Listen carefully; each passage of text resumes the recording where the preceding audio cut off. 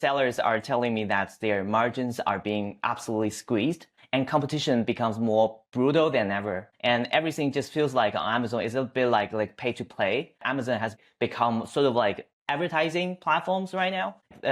Are you seeing these same realities to your clients as well? Yeah, that's accurate, and here's why. So Amazon made most of its money from AWS until last year. Well, now they make more money on Amazon ads. So it's interesting to see kind of that transition over.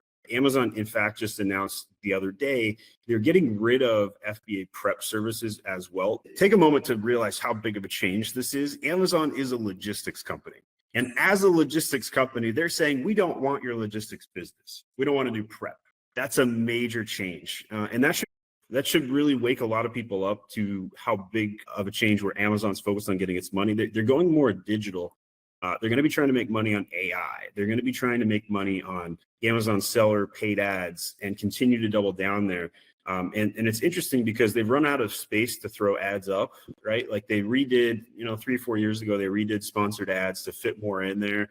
They added sponsored brands. They put video ads into the search results. There's so many things that they've been doing. And one day I got so fed up with how many ads there were.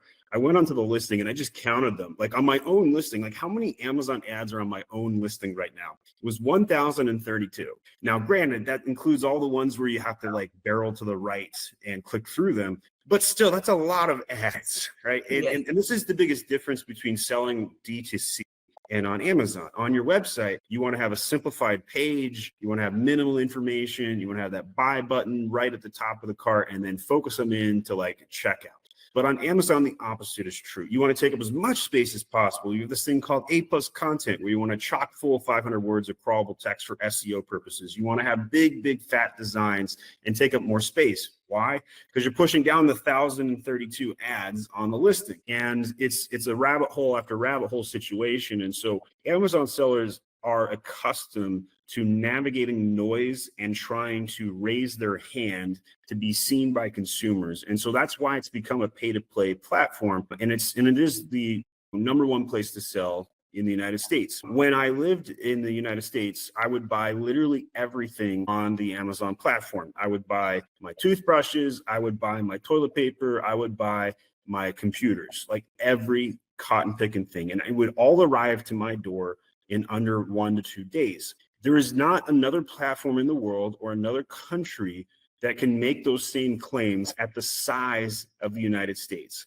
and the scale of the United States. So it's a very special company. And at the end of the day, it's always been a logistics company. So there's a lot of changes. It's definitely pay to play today. I wish that I could take the knowledge that I had today, go back 10 years and dump $1 million into paid ads on Amazon at 2 cents a click. I used to get the #1 PPC spot 10 years ago for rice cookers for 2 cents a click when I was working for a KitchenAid company. And that's just an incredible thought to think about. But if we look ahead 10 years, are we going to be saying the same thing about today in 10 years about Amazon? Oh man, I wish I could go back in the day when Amazon PPC was $7 a click in supplements. I just wish I could go back and get that. It's $40 today. That could potentially happen. And I don't think anybody's going to catch up to Amazon anytime soon. I've been poking Walmart over here and be like, Walmart, come on, do something. And they just don't. They won't integrate their logistics buildings with their online platform. You've never heard of a native-born Walmart brand, right? There's no such thing as a brand that started on Walmart. It doesn't exist, right? And the reason for that is because Walmart cheats. They put their retail products in the top of search results. They don't optimize them either. So the consumer experience on the website is pretty poor. But tying that into Prime Day, ironically, Walmart sales grew more this year during Prime Day than Amazon's did. And that's telling, which tells us that people are now taking traffic from Amazon, taking traffic from their own holiday and leveraging it. Just like Cyber Monday was created, we now have a Prime Day creation where people are knowing they're going to go shop online. So this consumer behavior is driven by Amazon, but is now being co-opted by competitors. But nobody's anywhere close to competing with Amazon anytime. Very interesting. I think you mentioned about like AI is starting to transforming the whole shopping experience, right? But do you think like AI is gonna do more like choosing than searching for shoppers in the future? Yes and no. If you go on LinkedIn right now and you see the kind of comments around, oh, you wrote that with AI, people are like kind of off put by AI.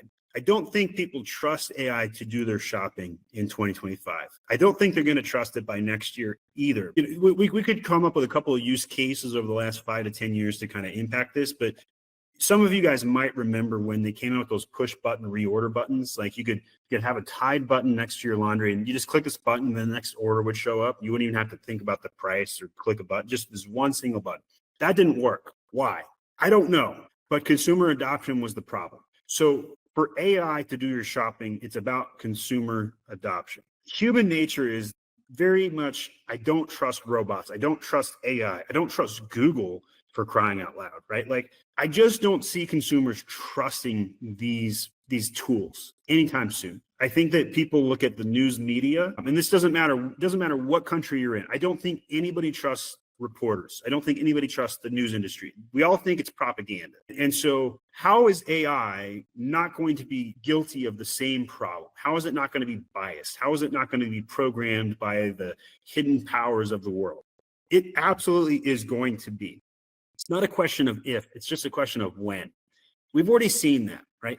We saw Elon Musk reprogram Grok in real time on X, on Twitter, right? We saw him change how it interacts. So the point I'm making here is that most of these AIs are going to toe the line with the governments. They're going to allow the governments to co-opt these platforms and write edits. And so if you're a shopper, do you want to shop on a platform that controls the narrative? Probably not. And so as a consumer, I just don't see AI shopping assistance adoption happening as quickly as possible. Look at Alexa. Alexa was an AI assistant already in your kitchen, right? I got a kitchen behind me. I could go to the kitchen. I could say, Alexa, buy me XYZ. But survey says only 1% of Amazon shoppers ever did that. So I just don't see AI assistants doing that. Now, information gathering, I can see that happen. I can see the shopper saying, hey, Amazon, tell me about why I would want one product over another. I can see that happening. I can see a discovery happening in these AI chat options. I don't think Rufus is going to be compelling enough for consumers to adopt it in mass, at least not this year. Unless there's a feature that we can't predict, like you and I could sit down and whiteboard out, what do we think is coming? There's probably going to be something that's not on the whiteboard today that will be released next year that will change the outcome of this podcast. But it just doesn't exist today. We're in the infancy. We're in the toddler mode of AI. It's going to blow our minds by next year. We're going to see some major changes, like the coding thing that's happening right now. That is the coolest thing that's happening to AI. Coding, vibe coding is what they're nicknaming it. You use Lovable and some of these AI platforms. You don't have to know how to code, but now you can write an app in like 15 minutes. One dude on LinkedIn the other day recreated SurveyMonkey in less than 15 minutes, and he did it like live and showcased how he did it. So that's a huge game changer.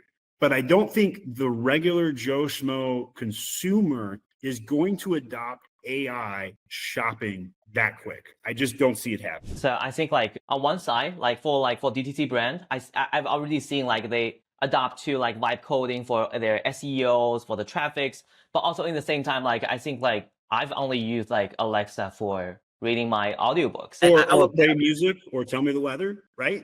Yeah, exactly. I would never use Alexa to buy a product.